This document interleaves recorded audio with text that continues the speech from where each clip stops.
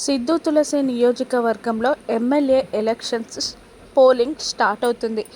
ప్రజలందరూ ఓట్లు వేయడానికి పోలింగ్ సెంటర్స్కి వస్తూ ఉంటారు. మునుస్వామి తన కూతురు కనిష్కాని తీసుకొని పోలింగ్ సెంటర్కి వస్తారు. అక్కడున్న ప్రజలకి అతను దండం పెడుతూ ఉండగా, దండం బాబు, మీరిచ్చిన ముక్కు పుడకలు మా ముక్కులకి చాలా అందంగా మెరిసిపోతున్నాయి అని అంటూ ఉండగా, అంటే ఈసారి గెలుపు నాదే అన్నమాట అని మునిస్వామి గర్వంగా అంటూ ఉండగా, భారీ మెజారిటీతో గెలిపిస్తాం బాబు మిమ్మల్ని అని అంటూ ఉంటారు వాళ్ళు.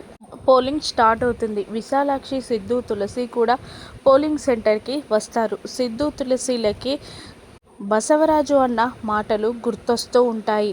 ఈసారి ఎలక్షన్స్లో మీ అమ్మ ఎమ్మెల్యేగా గెలవాలి, లేదంటే నువ్వు తులసికి విడాకులిచ్చి శాశ్వతంగా ఇంట్లో నుంచి పంపించేయాలి అన్న మాటలు గుర్తొస్తూ ఉంటాయి సిద్ధు, తులసి, విశాలాక్షికి. ఇక పోలింగ్ అయిపోయి కౌంటింగ్ కూడా స్టార్ట్ అవుతుంది. మొదటి రౌండ్ రిజల్ట్ని అనౌన్స్ చేస్తూ ఉంటారు అక్కడ ఉన్న వ్యక్తులు. మొదటి రౌండ్లో మునుస్వామి గారు విశాలాక్షి పైన 4500 ఓట్ల తేడాతో మెజారిటీతో ఉన్నారు అని అనగా, కనిష్కకి సంతోషం పట్టకుండా గెంతులేస్తున్నట్టు చాలా హ్యాపీగా ఉంటుంది. సిద్ధు, తులసి చాలా డల్ అయిపోతారు, టెన్షన్ అయిపోతారు.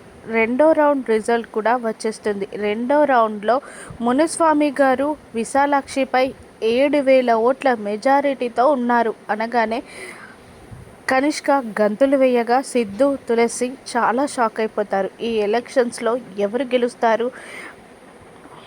ఫలితాలు తారుమారవుతాయా? రానున్న రౌండ్స్లో విశాలాక్షి ఎమ్మెల్యేగా గెలుస్తుందా, లేదంటే తులసికి సిద్ధు విడాకులిస్తాడా? రానున్న ఎపిసోడ్స్లో చూద్దాం. Thank you for watching.